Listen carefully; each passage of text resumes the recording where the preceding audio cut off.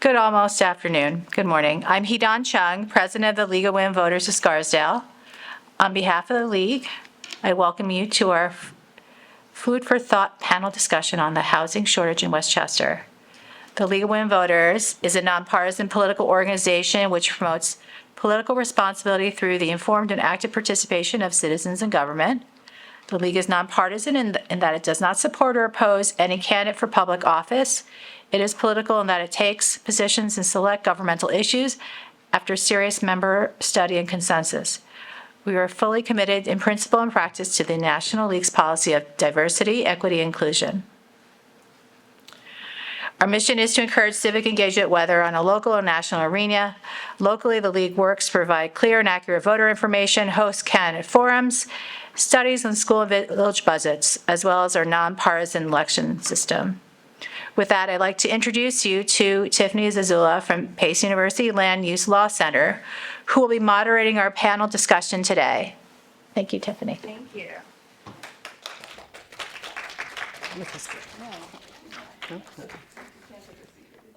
Hi, good morning, good afternoon. You're right, I don't know what time it is right now, but thank you all for attending and wanting to learn more about the subject of affordable housing. I think the planning and development of affordable housing, of housing in general, is sort of the top of people's minds. And it's something that many of our municipalities across the Hudson Valley region are really focused in on because it's a shaping force, as you can imagine, and it impacts the health, the safety, the welfare of residents, and truly the happiness of our community. So what we're going to do today is just talk about the topic, the nuances of this topic, as you can imagine, because there are conflicting types of thoughts about it and opinions on affordable housing. But in the end, we hope that everyone leaves here sort of inspired and wanting to embrace being a part of the conversation regarding affordable housing within their community.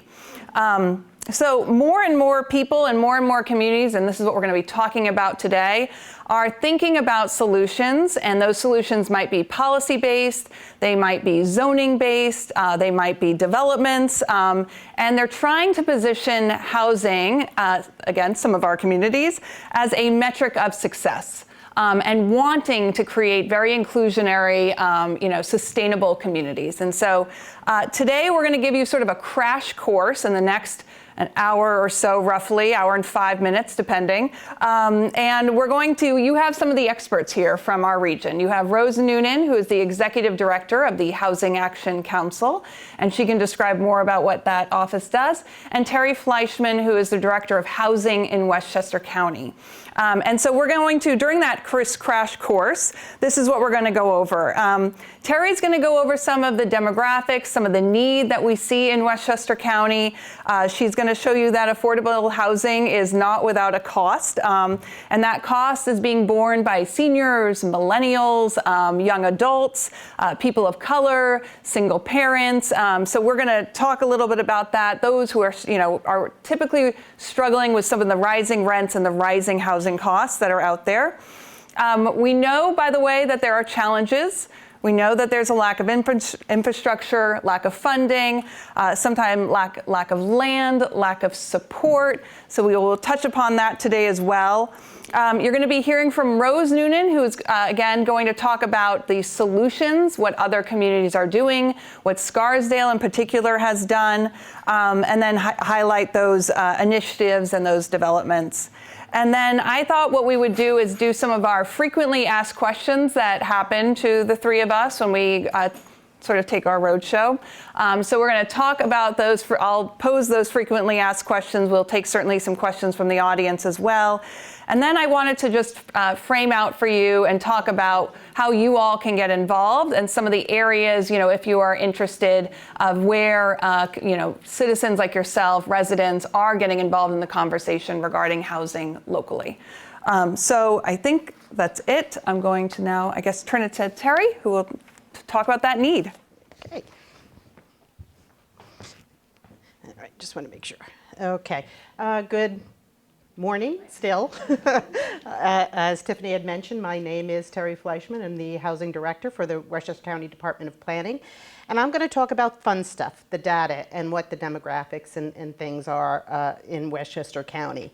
The first thing I really wanted to go over is basically what is affordable. In the realm of rental, you look at a household's gross income, and you take 30% of that gross income on a monthly basis, and that is what is supposed to be affordable to somebody who is renting. So it's the gross income, that rental amount that you come up with would be less utilities, and the net rent, that would be the amount that they can afford generally. Then on the homeownership side, it goes up a little bit higher, not 30%, but 33% of somebody's household income. And that would include the mortgage payment, principal interest, the taxes, the insurance, the common charges on that property. So the goal is to be no more than 33% of that person or that household's income to be affordable.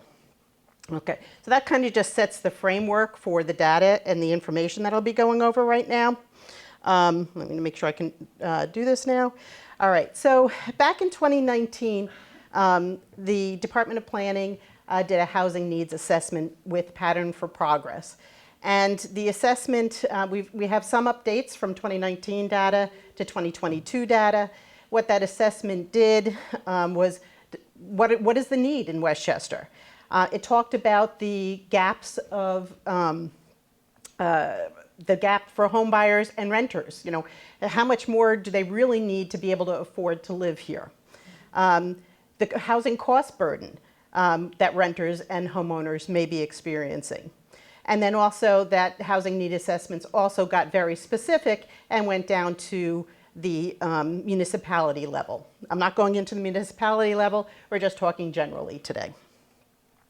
All right, so the housing needs assessment came up with or identified that the total gross need for affordable housing in Westchester County was 82,451 units.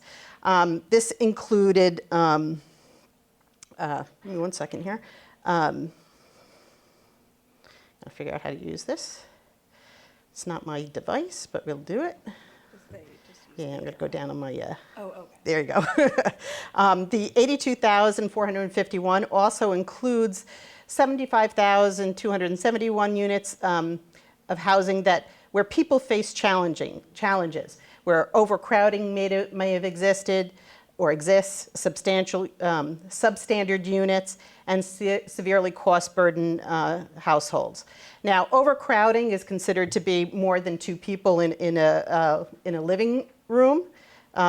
Severely cost-burdened, where people are paying more than 50% of their gross income towards their housing, and substantially substandard housing, the lack of plumbing or electricity in their unit or in their home. The assessment determined that there's a need for housing, obviously. In 2019, there was a need of about 11,703 units that was identified as needing to be new. And then when it was updated in 2022, it increased about 3,000, 4,000 units of the need. And that made up of a number of, I guess, cohorts.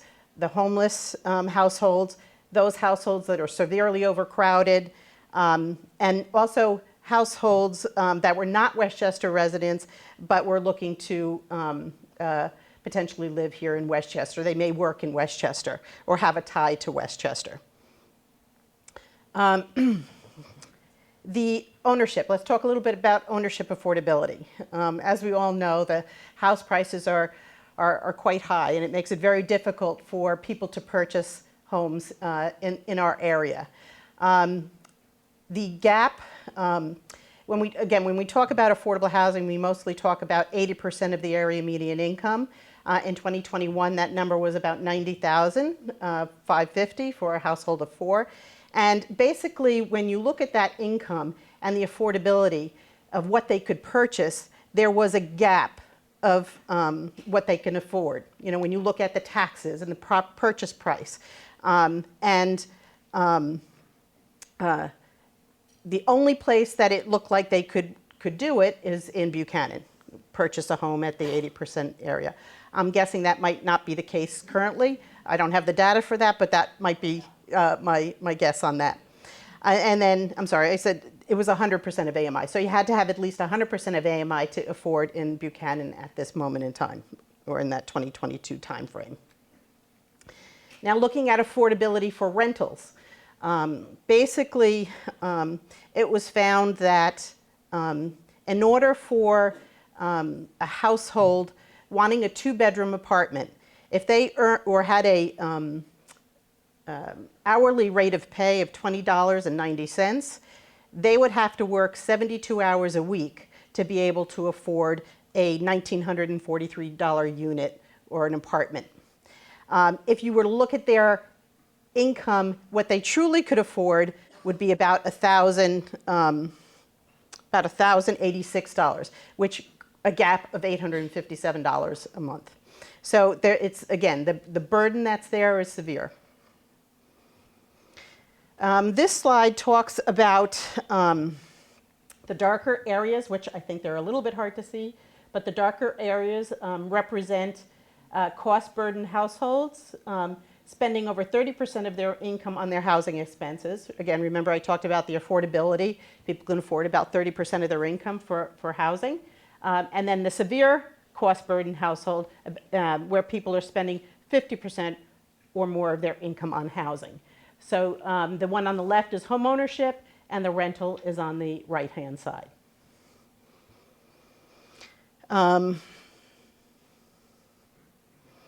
All right, and basically what it is there's in this there's about 21% of homeowners, households in the county that are cost burdened, which is about 45,000 households in Westchester County. And 9% of those households are severely cost burdened, paying more than 50% of their household income.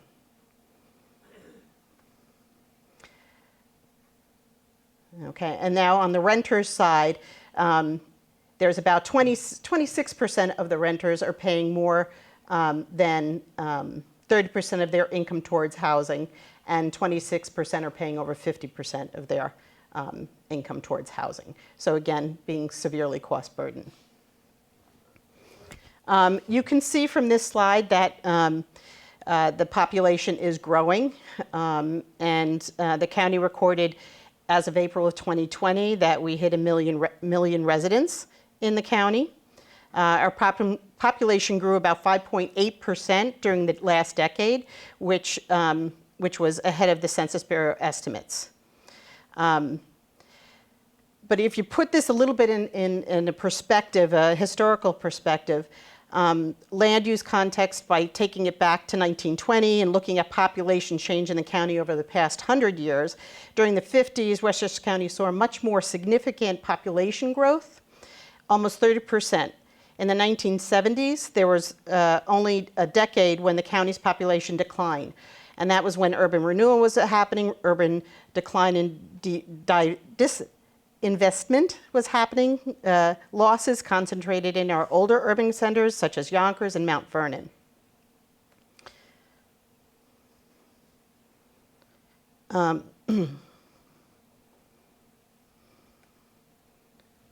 not switching, is it? Oh, it has the little numbers, that's why. Let's try this. No? Oh, there it goes. All right. So traditionally, we know that 30 to 45-year-olds are the key demographics that has always been the renewing lifeblood of any community. However, we see in this chart that it is precisely these are the age groups showing either a very light increase or a decline in population within the 40 to 54-year cohort that are being priced out. These cohorts are shrinking, and affordable housing and starter home options are becoming increasingly out of the reach of these cohorts. On the other hand, growing in population are folks in their 60s and 70s, and even over 85 years old, and above senior demographics that continue to increase, with many looking to downsize, but finding it either very difficult to remain in place or leave the communities they're called home for a very long time. Okay, this, make sure I'm on the right slide here. This basically is showing the increase in housing units from 2010 census to 2020 census. So there were 370,821 housing units, and in 2020 there were 388,963. It was an increase of about 4.9%. Of those units, you can see in 2020, 367,296 are occupied, and there's 21,667 that are vacant.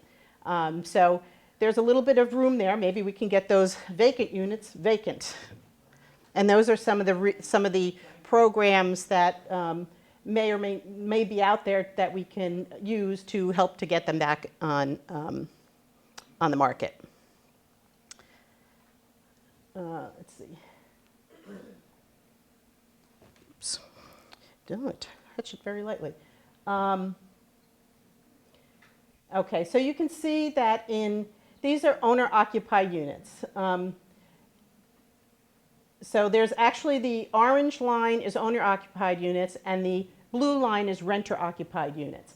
So if you look at the 1960s, there's about 123,000 owner-occupied units, and rental units about 117,000. And in the 70s, that number was, they're pretty close. And as the years go on, that gap between owner-occupied units and rental units has increased. So there's more owner-occupied units, and the growth of rental units has decreased. And one of those reasons may be there was a time in the 80s where, you had a lot of co-ops, you had apartment buildings change into co-ops. And so they lost the rental units, and we gained ownership opportunities. Okay, one of the things that we see, the mismatch between jobs and housing. People go where the housing is and the jobs. In the decade before the pandemic, there were 1.2 million new jobs that were created, but only 403,000 new homes. So you can see there's a big difference between how many homes are available and where they can live. This is about permits, the housing permits. You can see that in New York City, there were more housing permits created. Also in North New Jersey, there were quite a few units that were created. The Hudson Valley, not quite as strong in the creation of permits for housing over 2009 to 2018.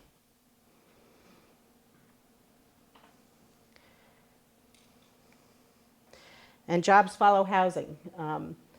Housing has slowed since the recession, but it has been stronger in New Jersey than in the Hudson Valley.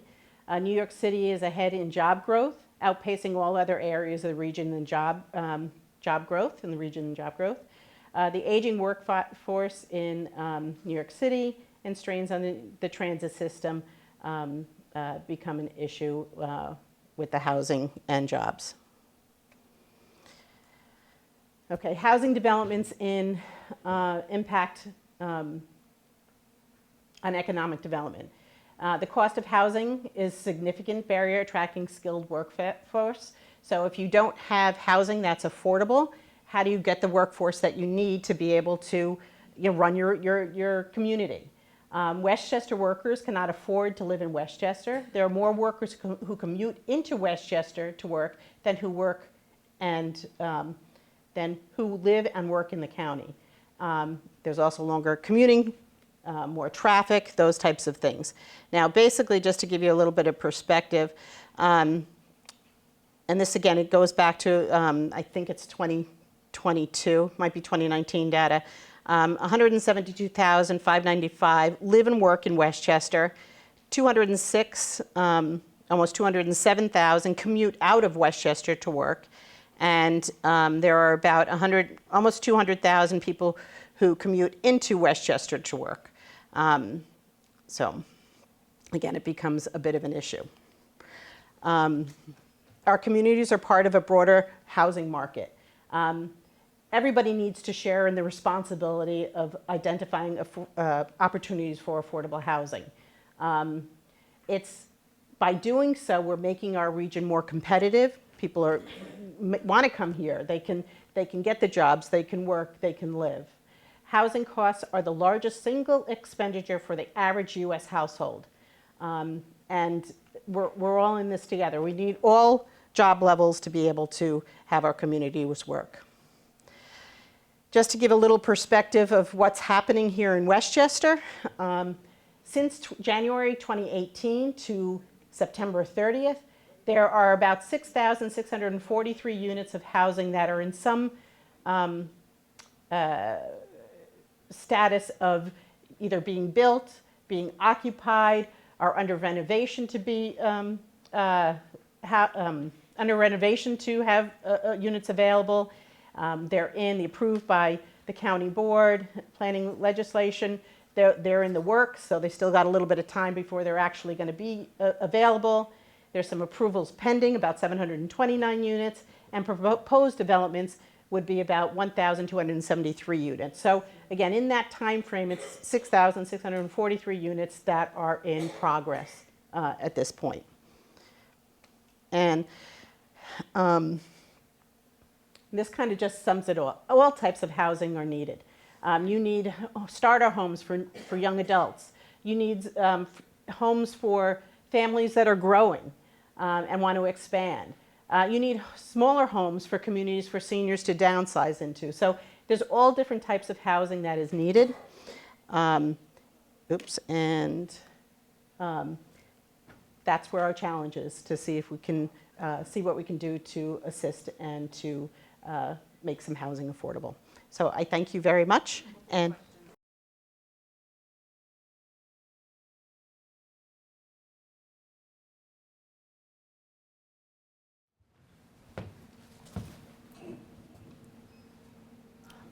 hi, I'm Rose Noonan. I'm the Executive Director of the Housing Action Council. And I just wanted to congratulate this league and all the leagues throughout Westchester on the educational work that you do in letting yourselves and others know about affordable housing. I've participated in many leagues meetings in Westchester throughout the years, and I know it's been a topic of concern, of interest, and that you are an important vehicle in getting that word out. I'm just going to talk a few minutes about the affordable housing initiatives that I'm familiar with in Scarsdale, and then quickly go over what some of the other communities and how they've approached the issue of addressing the need that Terry told us about. And I will probably give one recommendation at the end, and then we'll go back to Tiffany. Okay, Tiffany, I need help here of what to do. This one? Okay. Okay, all right. As you may know, quite a few years ago, the village, your village, approved a fair and affordable housing ordinance that was substantially modeled after the Westchester County model zoning ordinance. There's a few differences, but not many. And for those that go back a while in this area, there was a lawsuit brought against the county on housing discrimination, primarily on the issue of where it funded housing developments. And out of that came a settlement and a requirement on the county to create approximately 900 housing units in communities that had a lower percentage of primarily African Americans and Hispanic Latino populations. So much of the work in the county was focused on facilitating the development of those housing units in communities that were required, that communities where there were low percentages of minority populations. But they also, the county also provided various types of ordinances and other educational material for communities, so if they so choose, to use those material in fostering affordable housing in their communities. And one of those was the Model Affordable Housing Zoning Ordinance. So I believe it actually was in 2011 that the village passed the ordinance. There are a number of provisions there. The main provision being that when there is a subdivision approval or a site plan approval, there must be affordable housing units within those subdivisions or by the requirements of the site plan. And it depends on the size of the development. And as you can see, from 5 to 9 units, 1 unit is required, 10 to 14, 1, and so forth, as you go down to the larger developments, which would be a single family or multi-family units. Now, these are referred to as inclusionary units, and inclusionary units that are affordable really only become available when there's substantial development going on in the community, as you can see from the numbers. If there's a 5 to 9 multifamily unit building, you're going to get 1 affordable unit. It also depends on the economy. I mean, we've all seen the economy go up and down in terms of housing developments. So it is one tool, as we say, in the toolbox to create affordable housing. Wrong way. All right. Are you all familiar with the Ambassador, your assisted living facility, which is sort of on the border there of White Plains and Scarsdale? It's on Mamaroneck Avenue, off of Mamaroneck Avenue. And this development actually is very unique in terms of the county, and you all should be very proud of it, is that it's one of the only assisted housing facilities that has affordable units within it. And in this development, we say there are 4 units. However, it's really shared suites where you have 2 people who at least start out as unrelated, usually, and may not after time. We don't follow that part of things that go on. But they each have a bedroom, they have their own bathroom, and they share kitchen and living facilities. So there's currently a total of 4 residents who meet the income eligibility requirements of affordable housing and have a stable place to live and are receiving services. Why do I... Okay, so they get, although there's a kitchen there, they get three meals a day if they choose to go to the dining area. They have weekly housekeeping. Their medication, if they're on it, is being monitored. They're provided transportations to doctor's office, and there's scheduled trips for shopping, and there's a supervised wellness program. And there's the monthly rate. Again, my numbers are somewhat old, too. In 2021, the monthly rate is $2,625. And that's, Terry was talking about affordability in terms of you pay, the rule of thumb is you pay approximately 30% of your household income toward rent.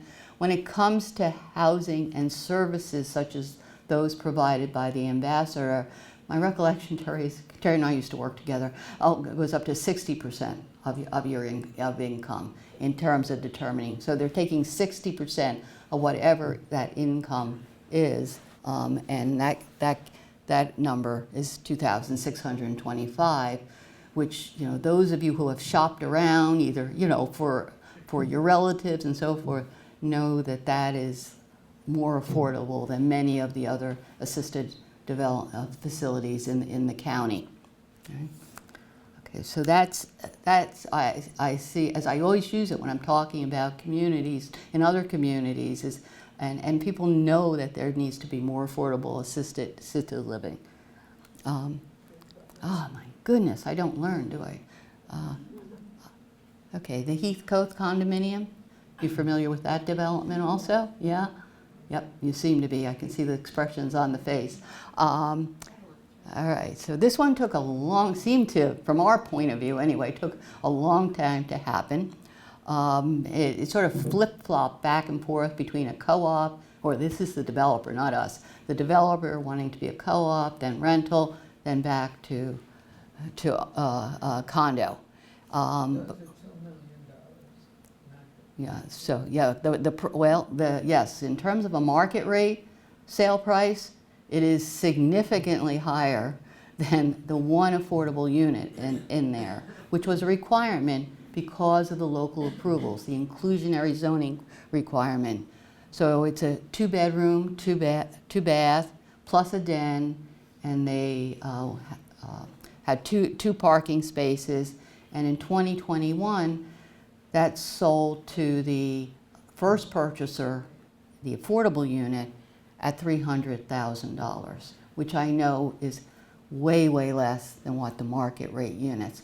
But as Terry was explaining, in terms of affordability, we're usually looking at a household who's at 80% of the area median income for Westchester County. Given what the condo fees were, the taxes and so forth, the maximum sale price of that affordable unit could only be $300,000. And to the best of my knowledge, that family is still living there and probably an active part of this community. Okay. And the only other one that I'm aware of that's sort of in the affordable arena is one way back when the homeless the homeless problem really became very significant in this county.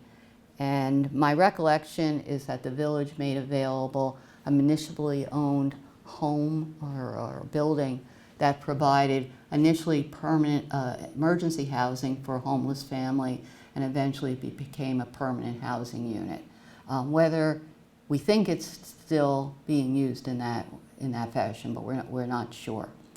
Other municipal initiatives, sort of to give a plug for Housing Action Council and the Land Use Law Center. This one initiative I'm going to talk to you about came out of a annual training that, with the support of Westchester County and others, we have been able to conduct, where we engage in conversation with a municipality, and they identify a site within their community which they think might be appropriate for affordable housing, or a development that includes affordable housing. And they come to a 3-day training session, which is held over a 4 to 6 week period, where we have architects and planners. The municipality identifies both civic leaders in their community, sometimes staff, elected officials, appointed officials, and we have between 3 and probably 6 or 7 from a community coming to our 3-day session. And they talk about what might be possible on that site, what would they like to do, and they have professionals there helping them to start doing project concept sketches. We throw out the word zoning while we're having those discussions. So it's what do you think would be appropriate on this site? We come back to the zoning issue, but later in the program. And they talk about their interest in affordable rental or affordable home ownership, how many units, who their target population. And these are they don't come in with definitive ideas by any means. It's a consensus building discussion as we go through it. And then at the third day, we do go back to the zoning issues that are involved, and we go into the financing. Is it financially feasible to accomplish what you've set out? Okay, so in Dobbs Ferry, we had a group of people, and they did represent both elected, appointed, and civic leaders in the community. They brought with them to the site to discuss a municipal parking lot in Dobbs Ferry, which they did not want to lose the parking that they had, but they wanted to use it more effectively and create housing. And with the thought that when you come to this type of training, you need to at least think about affordable housing. We ask you to. During those 3 days, we realized they added 2 additional very small municipally owned sites that they came across, that was brought to their attention by someone in the group. And they have been, since our training, which was over a year ago now, they have been working through a process where they met some developers at a site and said, if we wanted to do this on the site, what do you think? And they had those informal discussions. Eventually they put out a request for proposals, and they gave some very general parameters of what they'd like to see on the site, with one of the main issues being we need to keep and possibly expand that municipal parking. I think about 6 or 7 developers, nonprofit and for-profit developers, responded. The Affordable Housing Committee within that village did the initial screening, recommended for more discussion with the village board. Those discussions concluded last week. I think every developer came in with a different type of proposal. What the village has relayed to us is what it is most interested in is to be able to engage in a good dialogue and good working relationship with the developer as they go through the processes of engaging the community in the discussion, of building consensus, and moving it through the approval process.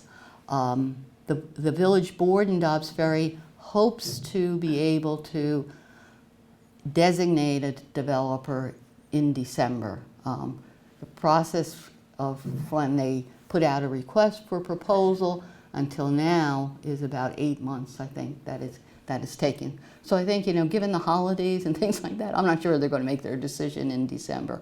But they were taking control of the situation. It wasn't a developer coming in and saying, this is what I want to develop.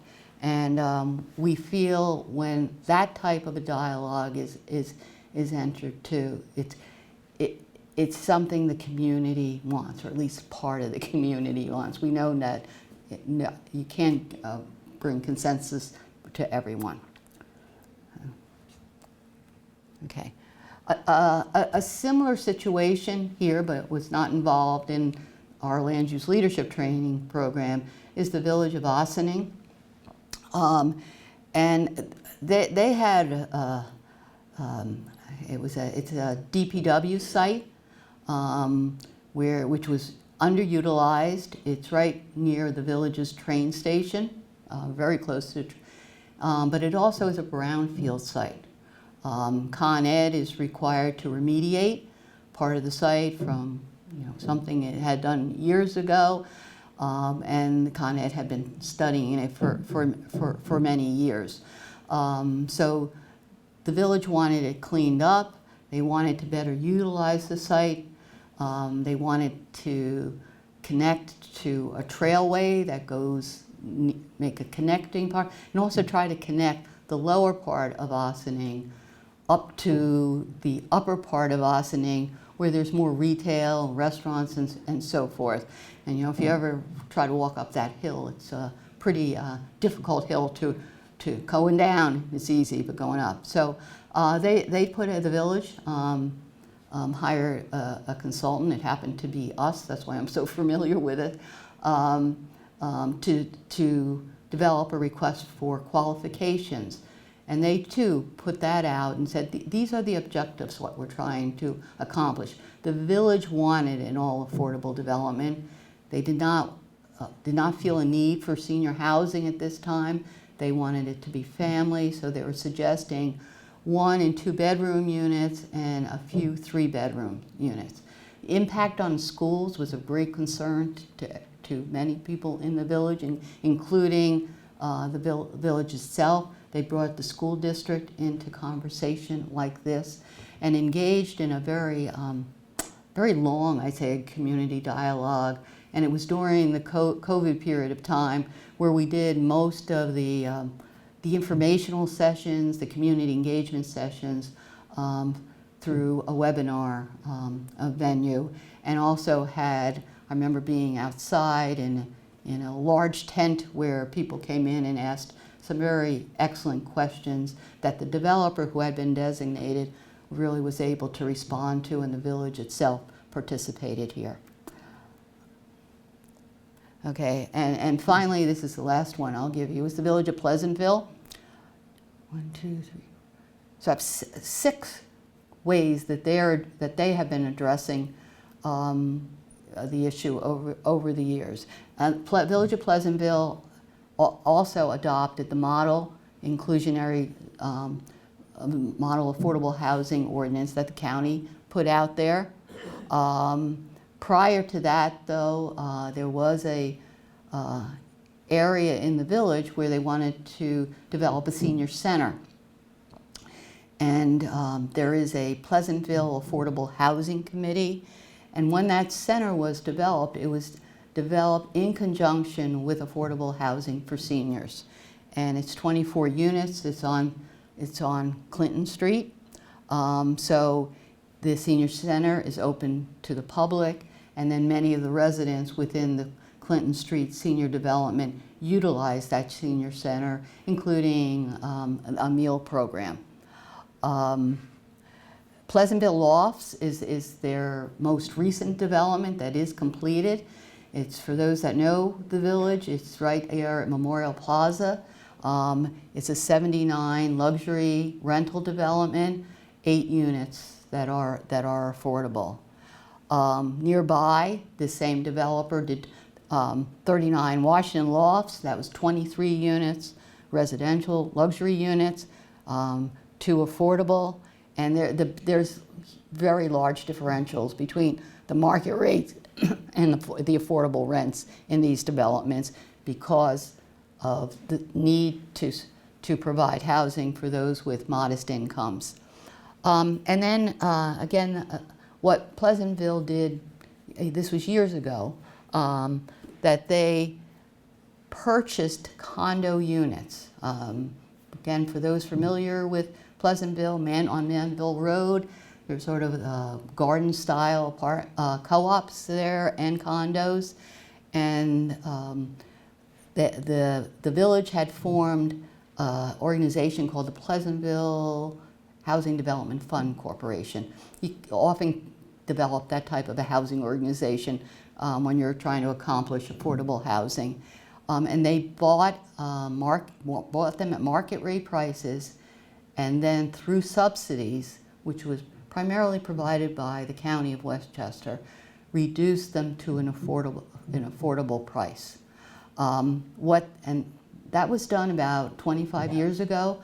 Some of the affordability periods on those units are expiring or have expired. The village got concerned about that because we all thought 25 years ago we'd all be out of a job, those that work in the affordable housing world, but we're not. So the village said, what can we do to try to continue the affordability on these developments?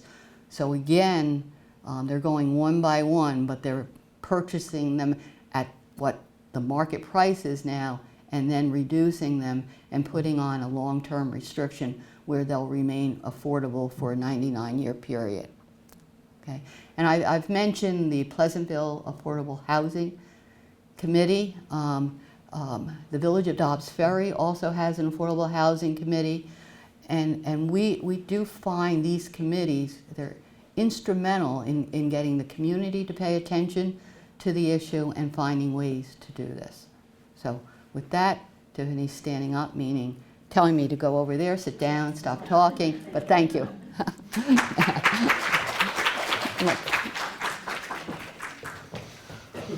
Well, I feel like I'm on a Okay, hot so I'm going to ask know some we're of the a little hot questions that possibly are on your mind. I'm already going to just predict them, but then you can certainly ask any others that you might have.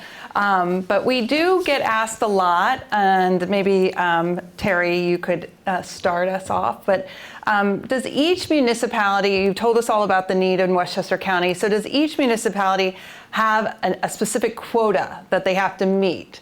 I think there's information out there that potentially every single municipality has some exact target special number. Is that the case? No. Okay. No. Easy answer. There is no quota that communities have to reach at this time.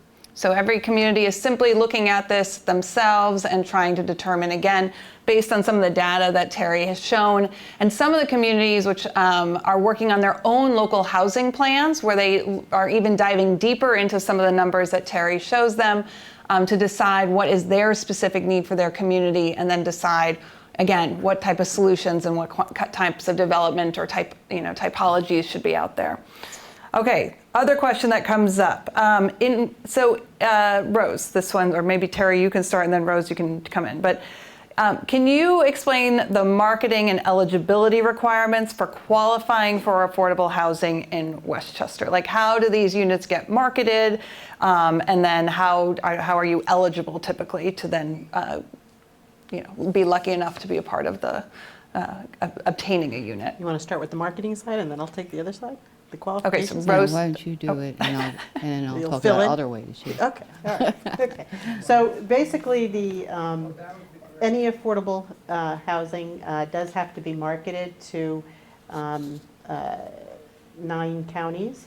And what happens is applications are submitted.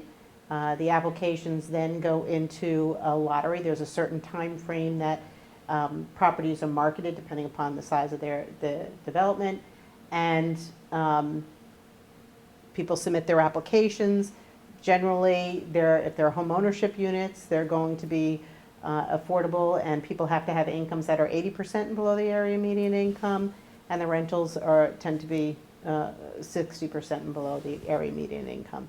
And those, and I'm talking anything that has really the county funding involved in it. Once the applications are submitted, there's a drop dead date as far as when you can submit your application, and then a lottery occurs. And the lottery puts people in order of how they're going to be looked at. Just because you're number one doesn't necessarily mean you qualify. Then there's a qualification process where their household is looked at, their income is looked at, their assets, their household composition. Generally there's a occupancy standard. You can't have one person renting a 3-bedroom unit. So there's certain rules and regulations that have to go into that. And if they're meeting the qualifications and any, then they would have the opportunity to get a unit. If they don't qualify, you go to the next person or next household and then do the same thing. It can get a little bit crazy when you have different size units and different affordabilities within the same development. So it can be a long process. And at this point, there are a lot of people are applying. So it's as I tell people when they call and ask about affordable housing, you just have to keep trying, and sometimes and eventually that can stick. And households have to do what they can to make themselves eligible. Making sure they have their documentation, their paperwork in order, and things like that. Yeah, just to add a few words to that. You heard Terry say that she was primarily talking about projects that are county funded. And the requirements that she described are required by the county. And part of that is also marketing to a 9-county area. So it's Westchester, the boroughs, Rockland, Putnam, and Fairfield. I got them all? I think so, yeah. And Westchester. And not to the exclusion of wherever the development is located. And that has been in effect many years. If there's funding from New York State in these affordable housing developments, there are similar type of requirements. And to make affordable housing, particularly in all affordable development, you're going to need, the developer's going to need state and county funding. And so those are the marketing. And it's a juggling. You know, oftentimes we do things called income averaging now, so that you can go up to 100% of area median income to assist someone, but you're assisting someone at a lower end, like at 30% of the area median income. And you're getting all these applications and all different household sizes. So it's a mix and match, but we do follow the lottery requirements. But I want to go back to that, the zoning ordinance that you passed, the affordable housing. In that ordinance, it says there's a provision in there about who's going to administer your affordable housing ordinance. And usually what the model ordinance says, you know, it's yourself, the municipality, either yourself or some entity that you designate. And there's also another provision says how will you market? So in most of the communities that have adopted substantially all of the county's model ordinance, the description that Terry gave you is what has to be followed. That's what your municipality had decided to do. In your case, what Terry said is the one that you follow. And then also the village, quite a few years ago, made a determination that the village itself didn't want to handle the administration, that is the marketing, the qualification, making sure people live in the units that they've been qualified for, and they've delegated, the village of Scarsdale has delegated that authority to the county. And the county in turn has, at least until right now, has delegated that authority, throughout Westchester for another marketing consultant, which is currently Westchester Residential Opportunities. And I think the question that has come up time and time again, even with all of that, is then the idea that many villages or communities are looking or wanting to establish a preference for their local residents. And so is that allowed? And if not, why not? Okay, so under county, if it has county funding in, there are no preferences that are allowed. There is an exception, and I always kind of get this one wrong. If you can establish a non-residents workforce, I'm going to say this wrong. I'm going to read it. The zoning provision may address a process to target non-resident workforce of a municipality for occupancy of not more than 25% of affordable units in a particular development, if a legal and feasible means is identified to show such targeted non-residential workforces is more diverse than the existing residential population. So it has to be analyzed to see if it meets the criteria to be able to have that preference. But that's the only preference that that can be part of it at this time. Again, if there's state funding in it, it's similar to that. Just remembering that any village action is subject to the Fair Housing Act and the New York State Human Rights Law. And sort of putting that aside, if it wasn't a funding requirement, as I'd say, again, what you'd look at to determine whether or not a preference would be legally held up, let me put it that way, would be looking at the demographics of the community. If you can definitely, there there's a prohibition against any residency requirement. That's different than a residency preference. But again, who's living in the community? And if you had those preferences, is any of the many protected classes that we have in New York State, are they going to have less access to that housing than those who it's been targeted for in the community? So it's looking at it on a case-by-case basis. And then how long do all of these affordable housing units stay affordable? I mean, you were talking before that some of the units we had only put 25-year limits on, and so now what are most communities doing in terms of keeping them affordable? Those that have the inclusionary zoning ordinances, the percentage of the units need to be affordable. I'm seeing many of them have the affordability period being forever. And, Okay. or we say in the legal profession, 99 years. You have to have an end date at some point. I think the county's requirements still remains at 50%, but in up 50%, yeah, 50 years. But in a recent 6 months, 9 months ago, request for proposals, there was they asked you how long, the county was asking, how long are you going to keep this affordable? And the longer the period of time, I guess you got more brownie points than if you only said 50 years. And the state works the same way. So all the public funding sources are looking for them to be as long as possible. And again, my discussions at many of the municipal level have been, we need this forever because of our the size of the communities we're living in. Right, and I think one thing to just say and to think about is that we're talking a lot here about, you know, big A, what we consider big A affordable housing that's subsidized as part of your inclusionary zoning program. But there's also what we determined as little a affordable housing, and that's simply that there is a housing spectrum in every community, right? That you would want to be looking at your community and say, do we have a diversity of housing stock at different types within our community, so that when you want to downsize, you have something to go to, or vice versa, you're looking for something larger. And so having, you know, again, this is the balance that we think our community should be looking for. And some of the big A affordable housing helps in each of these types of typologies here. So it's just two ways of thinking about affordable housing and the stock that's in your community. So I want to take a few questions, and then I'll end by just saying a few ways that you all can get involved further. But are there questions for Terry and Rose that we did not answer, or that has been pressing on your, burning in your mind every night? Yes.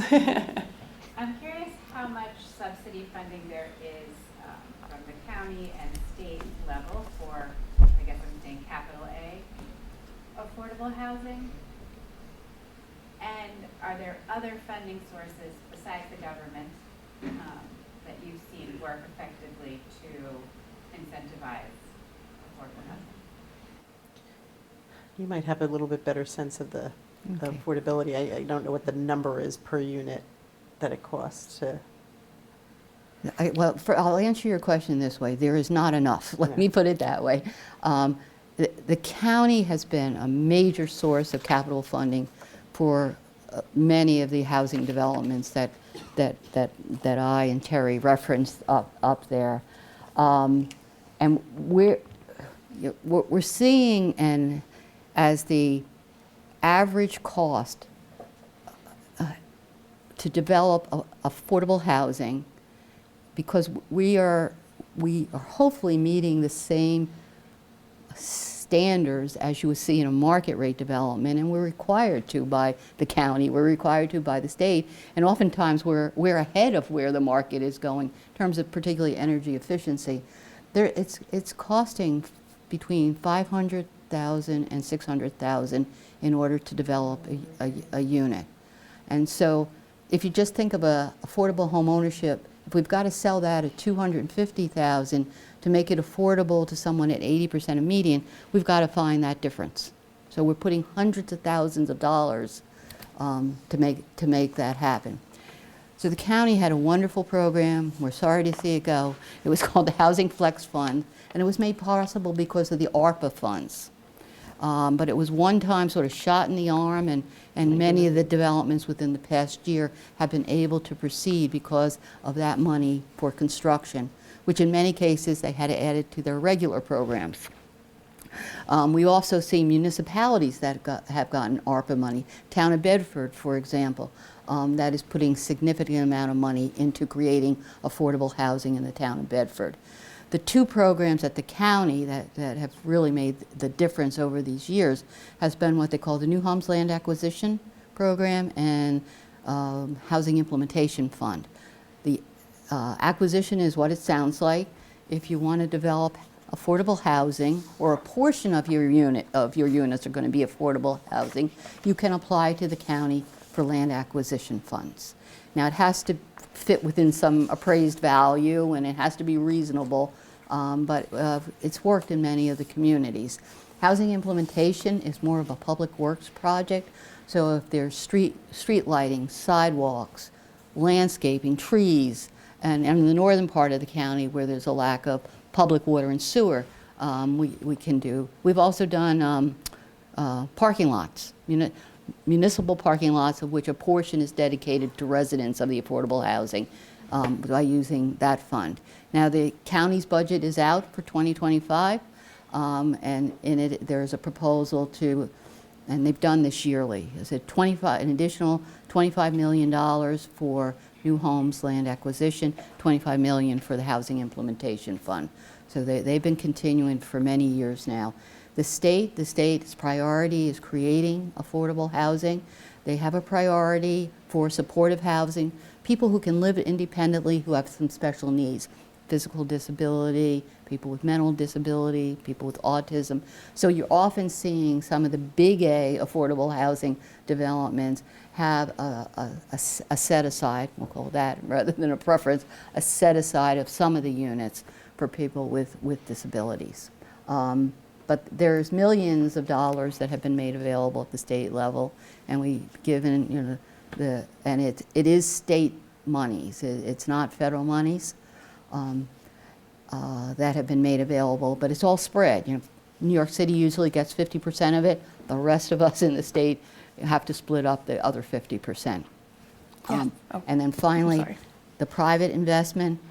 I will consider this a private investment, but it's really out of the IRS code, is that there have been, for many years, great benefits to probably corporations, banks, so forth, to put equity into affordable housing developments, and they receive tax credits for a 10-year period under certain conditions. And that's that has been the largest federal support for affordable housing. Yep, no, you in the front. Mm-hmm. This may have been answered already. I'm interested to know which communities are most interested in doing something about it. Which cities and which communities? Because people ask me, I'm living in Scarsdale here, where could they go? And I don't know the answer, and I would like to be able to give them an answer. Which communities care enough to be working for this? Do you want to? I can also answer, but go ahead, Yeah. I'm going to flip to a Yeah. slide while you're doing that. If people are interested in affordable housing, there is a database that we have called Home Seeker. And that Home Seeker database, they can show their interest in affordable housing. And when affordable housing comes out throughout the county, they'll be notified. So then they can apply through that system. But which communities are welcoming it, really the question.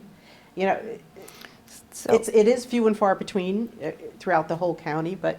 I'm going to disagree with Terry on that. What, few and far between? I mean. In okay. terms of number of units, yeah, there's Okay. not enough, but I would say most communities are trying to figure out ways of increasing the affordable housing stock in their communities. and then I'm going ahead. to take my stab at it. Because we all work very closely with municipalities. I'd say that right now, the majority of them are looking at it, and their eye is on the ball for this. This is very important. There is something called the Pro Housing Community Program that many communities are signing on to, and it was designed by New York State and launched in 2023. where they are receiving sort of certification, almost like your climate smart communities that some of them are you might be familiar with, but they're becoming pro-housing communities. And they actually, and those who are part of the pro-housing communities are actually getting additional funding, whether that be for planning, development, whatever it is that they're looking to accomplish. And so the way you receive certification is that you're showing permits. Of a housing stock has increased by 1% over the year, or 3% out over a 3-year period. And so you prove that, and the state sort of says, yay for you, and now you can receive additional funding from the state. Those communities right now are actually the City of White Plains, City of New Rochelle are pro-housing, Village of Croton-on-Hudson is pro-housing. I have my note here, hold on, you have to wait until I find that. There's a few more, but these communities are taking a very active approach, right, saying this is an important issue for us. So I can give you the rest of the names once I find them. The Village of Dobbs Ferry here it just is. told me that they have been certified now. Yeah, so we have, okay, so here it is. Town of Cortland, Town of Greenburgh, Town of Mamaroneck, Village of Mamaroneck, Village of Ossining, City of Peekskill, Village of Portchester, and Village of Sleepy Hollow are all pursuing it right now. And then those certified are Croton, New Rochelle, Peekskill, White Plains, Yonkers, and I guess Dobbs is in the mix now, Dobbs Ferry, you're saying. Right. And one thing to remember is as Tiffany mentioned, that it's how many permits have either been issued or approved. If you scroll down on the pro-housing community page, there is another way too. If you've passed an ordinance like you have, you're going into that? Yeah, right there. Oh, you have it? Yep, so you can also streamline your approval process. You can adopt policies or ordinances like Scarsdale has that affirmates further fair housing. You're showing these things. So all this proof to the state that you're sort of taking this as something important. And then the final thing I'll just say is everyone should go home and read your comprehensive plan. That is, if you're like, one task is to go home and read the village's comprehensive plan. It's like, it's your goals and objectives as a community. And if housing is not spoken about in your comprehensive plan, that's where the advocacy can be happening, right? As to what does Scarsdale need? What are we looking for? Should we have, this within our comprehensive plan? How old is our plan? So those are things to be considering and thinking about. Sir. Are there any county or state programs that specifically target seniors? Because, I would assume that would diffuse some of the NIMBYism if a community, low-income housing project wasn't going to put additional strain on the school system. Other funding sources, just for... Senior citizen housing is always eligible under the funding sources. However, over the years, priorities change. Like right now at the state, because the position that they're taking is that they have funded in the past a significant number, which is accurate, of affordable senior housing, to the extent that there's been fewer family units that have been then created. So the priority at the state level currently is for family units, not for senior housing, but there is one program that could be targeted into. But from our experience, we've seen sometimes that there has been as much community concern about senior housing being developed as we have for family housing. So. And that's another conversation to have is with your local school district, because we are seeing many of our communities sort of shocked to find out that the trend is showing that they are losing their school children and losing some of that school tax base that they had, and so are wanting an infusion of new families. So it's another place to be targeting and to thinking about and including in that conversation for yourself. Yes? I guess two questions. One is, I wonder if you could give us a snapshot of affordable housing in Scarsdale. How much is there, and do you see any interest or momentum, either externally or internally, to make that happen? And I guess my second question is, one interesting proposal that I heard recently was creating housing even like above strip malls, and giving priority to public servants so that, for example, fire, police, teachers could live in the communities where they work, could afford to live in the communities where they work. Is that a thing? Yeah. You do part one and I can do, go ahead. Okay, well, I think there's 6 units, I think there's 6 units of affordable housing in Scarsdale, which include the Ambassador, 4 units in the Ambassador, 1 in the Heathcote condominium, and perhaps 1 permanent housing for a formerly homeless family in a site that was municipally owned, a house or something that was municipally owned. Okay. Yeah, and then part 2 is,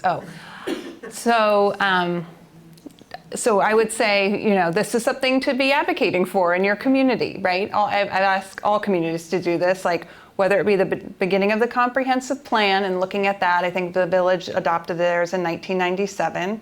Thinking about, do you want to lead some type of housing plan effort where you identify your needs and your concerns and what is, again, what kind of housing stock is right for Scarsdale? And then, you know, you asked another question that you wanted to add on to. You're talking about over retail. Over retail, yeah. Yeah, we see communities looking into that now in one of our training sessions.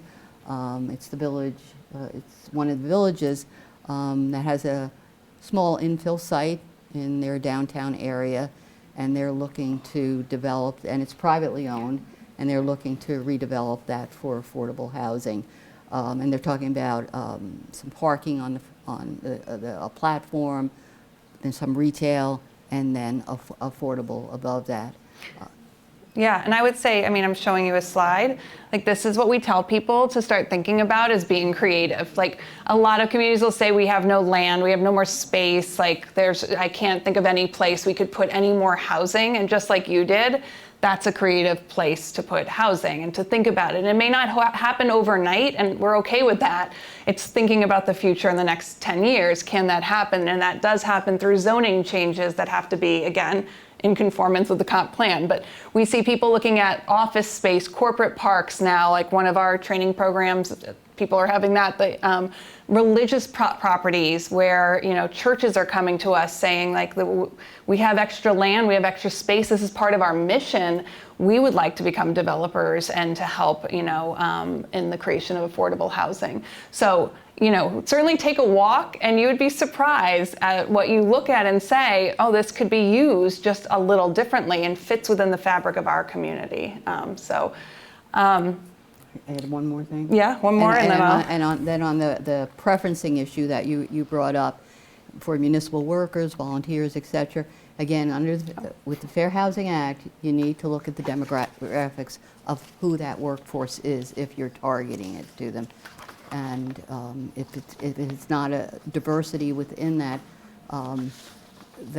that population, that may be subject to a non-compliance with the Fair Housing Act. And I'd be remiss, because Welcome Home Westchester helped to put this on. This group, which you can go online, and we'll give you these slides and click, but go ahead and Google them. It's a bunch of you know, not-for-profit, profit, developers, anchor institutions, all that have come together to say, like, obviously housing is a crisis, housing is an issue here, and we want to do, you know, we want to solve this. And so, and with this group, I mean, they are looking very strategically at 5 major, you know, initiatives to bring forward, which including, you know, telling communities to produce a housing plan, you know, and working to do that so that we can have a plan of action in each community.